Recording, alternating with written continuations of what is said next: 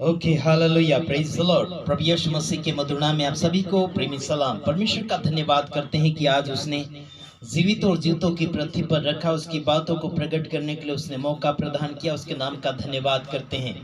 बीते हुए दिनों से लेकर आज तक आप हमारा सहायता और मदद करते चले जा रहे हैं। और कुछ लोग जैसे बीमार होते हैं, परेशान होते हैं, उसमें भी आप सपोर्ट कर रहे हैं। आपका धन्यवाद करते हैं। विशेष करके आप सभी को मैं स्वागत करता हूं। और जैसे कि आप हमारे वीडियो देखते हैं तो पूरा पूरा देखिएगा, शुरू से लेकर आखिरी तक। अगर आप वीडियो देखते हैं तो आपको समझ में आ जाएगा कि हम आपसे क्या बातचीत करना चाहते हैं परमेश्वर के वचन के द्वारा। जैसे कि आप पूरा देखेंगे तो आपको समझ में आएगा। अगर आप आधा और अधूरा देखेंगे तो आपको बिल्कुल भी समझ में नहीं आएगा। जैसे कि हम पुराने बीते हुए समय में हम जैसे बातचीत कर रहे थे, और हम विरोध भी करते हैं कुछ लोगों का, जैसे सेवक सेविका जो गलत करते हैं, सेवा में फोल्ड करते हैं, उनके विषय में हम काफ़ी विरोध करते हैं। कुछ लोगों का कहना है कि आशीष न्याय ना करें, दोष ना लगाएं। देखिए, जो व्यक्ति दोषी होता है उसे हम दोषी ही कहते हैं, क्योंकि हम खुद दोषी नहीं बनना चाहते हैं। अगर किसी व्यक्ति को उसकी गलती नहीं दिखाएंगे तो नहीं दिखाने वाला ही गलती में पड़ जाएगा। मेरे भाइयों बहनों, शिक्षक अगर बराबर विद्यार्थी को नहीं सिखाता, या फिर उनकी कमियां या फिर उनकी गलतियां नहीं छांटता, नहीं सुधारता है, तो फिर शिक्षक होने का कोई भी अच्छा नहीं है, और शिक्षक होने का दावा भी नहीं कर सकते। अगर सही रीति से हैंडलिंग नहीं कर पाते विद्यार्थी को, या फिर उनकी गलतियां, उनकी कमियां नहीं सुधार सकते हैं, तो फिर टीचर या फिर सेवक सेविका या फिर प्रचारक भविष्यवक्ता बनने से कोई भी आपको फायदा नहीं होगा। आपको ये बताना चाहता हूँ, विशेष करके बात यह है कि मसीह जीवन में जो गड़बड़ी हो रही है उसे सुधारा कर लेना चाहिए, और सुधारने वाले के ऊपर उंगली नहीं उठाना चाहिए। अगर उठाते भी हैं तो वहां पर समझ जाना चाहिए कि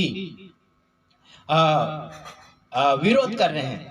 किसका? जैसे कि हम लोग किसी का विरोध करते हैं, विरोध के बदले विरोध करते हैं, या फिर बुराई के बदले बुराई कर रहे हैं। जैसे मैं किसी लोगों की बुराइयां सामने रखते हुए उनको सुधारने के लिए, उनको सबक सिखाने के लिए उनकी बातें मैं सामने रखता हूं, तो उनका कहना है कि दोष मत लगाओ, या फिर चुगली मत करो, या फिर बुराई मत करो, इनका कहना है।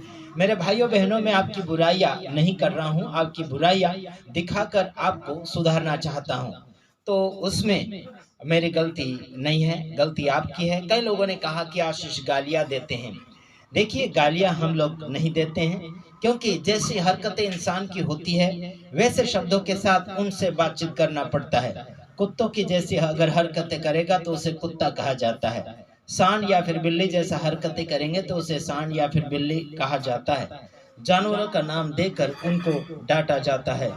तो देखो, पतरस आगे की ओर बढ़ रहा था। जैसे प्रभु यीशु मसीह आ रहा था सामने, जैसे समुद्र में, तो पतरस खुद बोलता है कि मैं पानी पर चलूं, तो खुद वो चलने लगा। उसके बाद में बहुत सी समस्या उसको नजर आने लगी, आंधी तूफान सा चलने लगा समुद्र के ऊपर। तब उसकी नजर इधर उधर भटक गई, तब वो डूबने लगा। हालांकि दुनिया की समस्या, दुनिया का विरोध, प्रॉब्लम, परेशानियां, आपको चिड़चाड़ कराने वाली बातें आपके ऊपर आएगी, तो आप डूब मत जाना। अगर डूबते चले जाएंगे तो प्रभु यीशु मसीह को पुकारिए, ताकि आपको वो पकड़ ले और आपको बचाने में सक्षम वो है प्रभु। Hallelujah, praise the lord. कुछ ऐसी बातें हमने बीच में छेड़ी थी, और अभी आपको बताना चाहता हूँ। विशेष करके कैन और हाबिल ने जब पहला फल चढ़ाया था, तो उस बात को लेते हुए आज भी नया नियम के सेवक सेविका विश्वासी लोगों को पहला फल चढ़ाने के लिए बातचीत कर रहे हैं। तो पुराने नियम के अंदर वेदी थी, भवने थे, लेकिन आज वेदी भी नहीं है और भवन भी नहीं है। सांसारिक रीति से, आत्मिक रीति से वेदी आपका जीवन है, आत्मिक रीति से भवन आपका शरीर है। समझा रहा कि नहीं? आपका मन है। आत्मिक रीति से पूरा अगर जान ले और मान ले तो आपका जीवन, आपका शरीर प्रभु के उपयोगी के लिए इस्तेमाल होना चाहिए। कुछ लोग नाचते हुए इधर उधर जा रहे थे, उनको मैंने डांटा और उनको काफी गुस्सा लगा, काफी बुरा भी लगा, लेकिन उस बात के लिए मैं दुखी नहीं हूँ, क्योंकि क्योंकि हमें लोगों की गलतियां सामने दिखाकर उनको सुधारने के लिए बड़ा अच्छा लगता है और सक्सेसफुल हो रहा हूँ ऐसे भी लगता है प्रभु के अनुग्रह में। तो गलतियां छिपाते या फिर गलती के साथ लोगों को जीने नहीं देना चाहिए। गलतियों से आजाद करो लोगों को, गलतियों से मुक्ति दिलाओ लोगों को आजादी दो, स्वतंत्र करो। जो बंधन में हैं उनको आजादी के लिए आपको परमेश्वर ने चुना है ताकि उनकी आजादी आप कर सके। जैसे कि प्रभु यीशु मसीह का अभिषेक परमेश्वर ने किया था। लूका में भी लिखा, यशाया में भी लिखा कि उसने कंगालों को और अंधों, बहरों, लंगड़े, लोलों को, बीमारों को सुसमाचार सुनाने के लिए और उनकी आवश्यकता पूरी करने के लिए प्रभु यीशु मसीह का अभिषेक किया गया था। वैसे ही आपका भी और मेरा अभिषेक परमेश्वर ने किया है, तो उन लोगों के लिए किया है जो लंगड़े, लूले, अंधे, बहरे, जो रास्ता भटके हुए गुमराह है, जो गुनाहों में जी रहे हैं, उन लोगों के लिए आपका और मेरा अभिषेक है ताकि आप उनके लिए एक मार्गदर्शन बन जाए। चलो एक और बात आगे की ओर जाते हैं। जैसे कैन और हाबिल ने भेंट किया है ना, एक भाई ने अच्छा किया और एक भाई ने बचा खुचा जैसा वैसा दिया है ना। तो कैन ने गलत किया, हाबिल ने अच्छा किया। तो अच्छे करने वाले के ऊपर उसने हमला किया और उसकी हत्या कर दी, जान से मार डाला उसको, और परमेश्वर के सामने झूठ बोल रहा है। तो मेरे कहने का मतलब है, जो व्यक्ति सही करेगा, अच्छा करेगा, उसके ऊपर लोग गुस्सा करेंगे, उससे लोग बिछड़ते चले जाएंगे, दूर होते चले जाएंगे। जो वादा किया है उस वादे को भी नहीं निभाएंगे।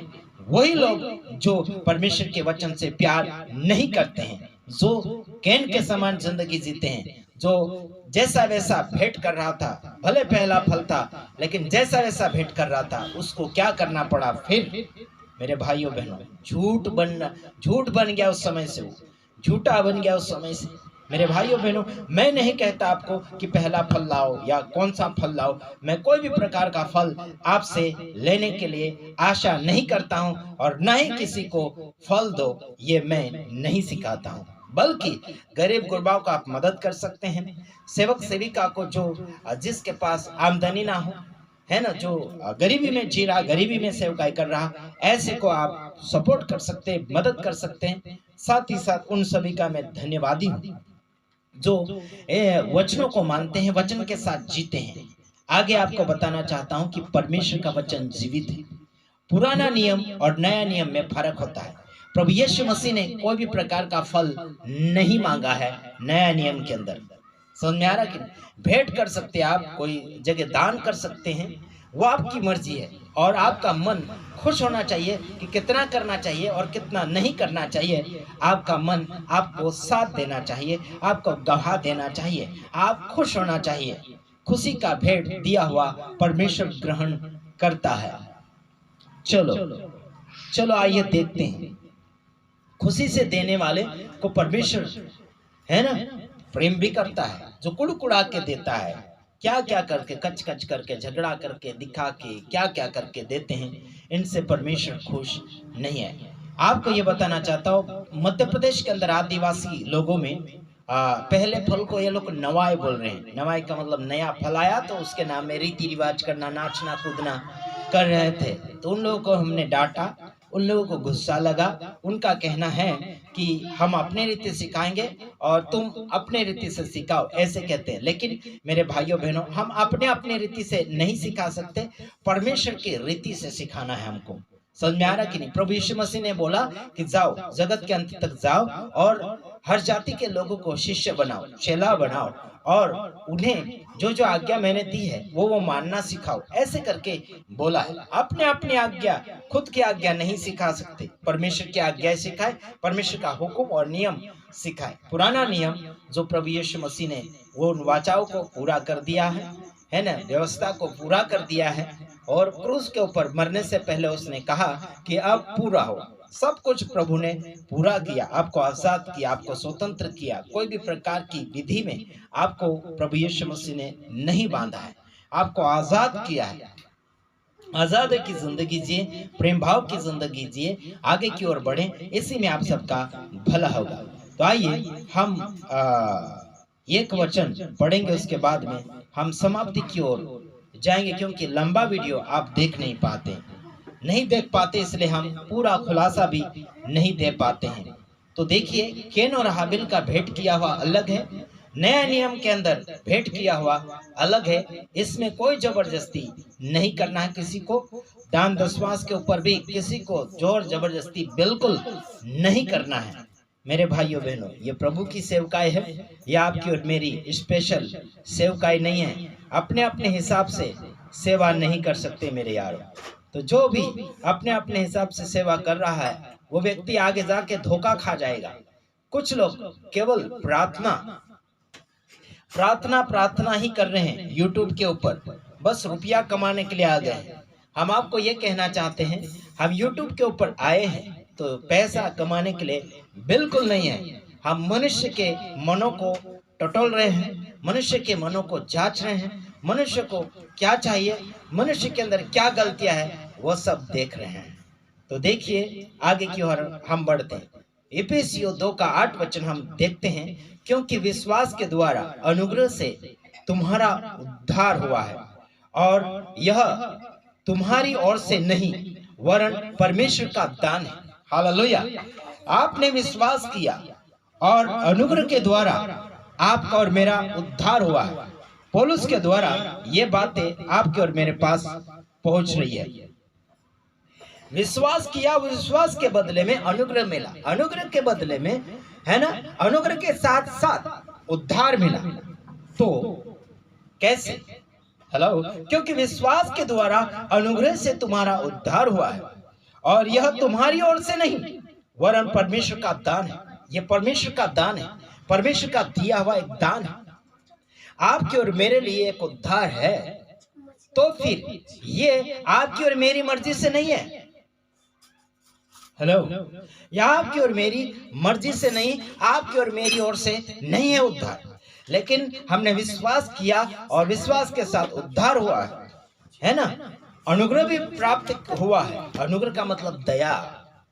जहां पर कुछ नहीं है वहां पर कुछ होने लग जाता है। समझ लेना कि आपका जीवन में, आपके जीवन में अनुग्रह प्रकट हो चुका है और उद्धार शुरू हो चुका है। उद्धार मतलब आजादी, छुटकारा, मुक्ति। अनुग्रह का मतलब जहां कुछ नहीं वहां कुछ होना, कुछ प्राप्त होना, कुछ हासिल करना। हालेलुया। और आपको और मुझे मिला तो परमेश्वर का दान। परमेश्वर का दान कौन है? यीशु मसीह। यीशु मसीह परमेश्वर की ओर से आया है। यीशु परमेश्वर है, खुद वचन है, खुद वो देहधारी होकर आया, आपके और मेरे साथ, आपके और मेरे जीवन के साथ हुआ है। तो आप और मैं अपनी जिंदगी के साथ खिलवाड़ नहीं कर सकते, अपनी मर्जी से सेवा प्रचार नहीं कर सकते, है ना। समझ में आ रहा है कि नहीं आ रहा? हेलो, प्रभु यीशु आपको जिंदगी देना चाहता है और देगा भी, हमेशा देगा, ले चलेगा, जिंदगी देगा, आजादी की देगा। आप कोई भी प्रकार की विधियों में विश्वासियों को ना बांधे।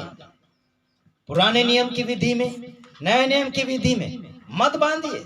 पवित्र आत्मा की अगुवाई में चलिए, आगे की ओर बढ़ाइए। लोग बंधन में ना रखिए। नाचने कूदने वाले, नकली फोटो वाले, है ना, नकली बर्थडे फड्डे, नकली त्योहार, नकली सन, नकली भगवान, नकली ईश्वर के पीछे जाने वाले जीवन नकली ही बनते चले जाएंगे, क्योंकि ईश्वर बाजारों में नहीं मिलता। ईश्वर जगत भर के कई जगहों में नहीं मिलता। ईश्वर आपके साथ है, आपके जीवन के अंदर है। आपकी जिंदगी प्रभु का घर है, प्रभु का भवन है, प्रभु का मंदिर है। देख लीजिए आगे क्या करना है आपको, है ना। विश्वास के साथ जिए, अनुग्रह के साथ जिए, उद्धार के साथ जिए। दान है यीशु मसीह, उसको आप फैलाते रहिए।